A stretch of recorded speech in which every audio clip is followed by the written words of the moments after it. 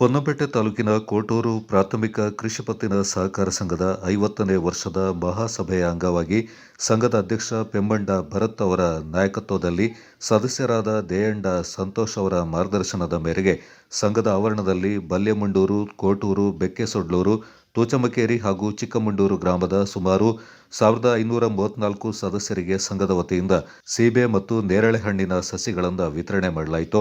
ಈ ಸಂದರ್ಭ ಕೃಷಿ ಪತ್ತಿನ ಸಹಕಾರ ಸಂಘದ ಅಧ್ಯಕ್ಷ ಪೆಮ್ಮಂಡ ಭರತ್ ಮಾತನಾಡಿ, ಸಂಘದ ಸದಸ್ಯರಾದ ದೇಯಂಡ ಸಂತೋಷ್ ಅವರ ಸಲಹೆ ಮೇರೆಗೆ ಸಹಕಾರ ಸಂಘದ 50ನೇ ವರ್ಷದ ನೆನಪಿಗೆ ಎಲ್ಲ ಸದಸ್ಯರಿಗೂ ಒಂದೊಂದು ಹಣ್ಣಿನ ಗಿಡವನ್ನು ನೀಡಲು ತೀರ್ಮಾನಿಸಿದ ಮೇರೆಗೆ ಸಸಿಗಳನ್ನು ವಿತರಿಸಲಾಗಿದೆ ಎಂದರು.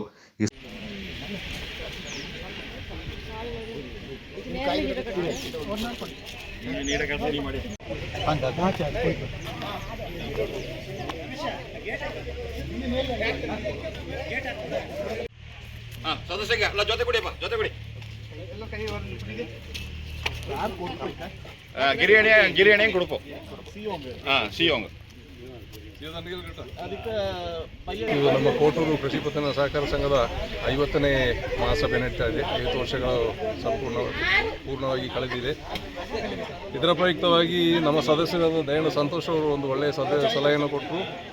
50ನೇ ವರ್ಷದ ನೆನಪಿಗೆ ಎಲ್ಲ ಸದಸ್ಯರಿಗೆ ಒಂದೊಂದು ಗಿಡವನ್ನು ಕೊಡುವ, ಅದನ್ನು ನೆಟ್ಟು ಅವರು ನೆನಪಲ್ಲಿ ಇಟ್ಕೊಳ್ತಾರೆ ಎಂಬ ಒಂದು ಸಲಹೆಯನ್ನು ಕೊಟ್ಟ ಮೇರೆಗೆ ಅದು ನಮಗೂ ತುಂಬ ಇಷ್ಟ ಆಯಿತು.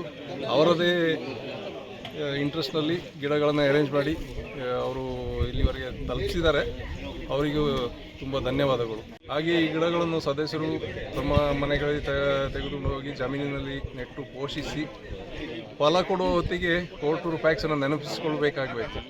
ಈ ಕೋಟೂರು ಪ್ಯಾಕ್ಸಿಂದ ನಮಗೆ ಸಿಕ್ಕಿದ್ದು ನಮ್ಮ ಸಂಘದಲ್ಲಿ 50ನೇ ವರ್ಷ ಪೂರೈಸಿದ್ದಕ್ಕೆ ಸಿಕ್ಕಿದ ಗಿಡ ಅಂತ ಅವರು ನೆನಪಿಸಿಕೊಳ್ಳಬೇಕು ಅಂತ ಕೇಳ್ಕೊಳ್ತೇನೆ.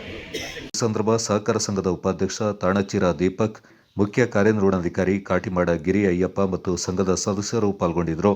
ಕೊಡಗು ಚಾನಲ್ ನ್ಯೂಸ್, ಚಂಪಾ ಗಗನ, ಪೊನ್ನಂಪೇಟೆ.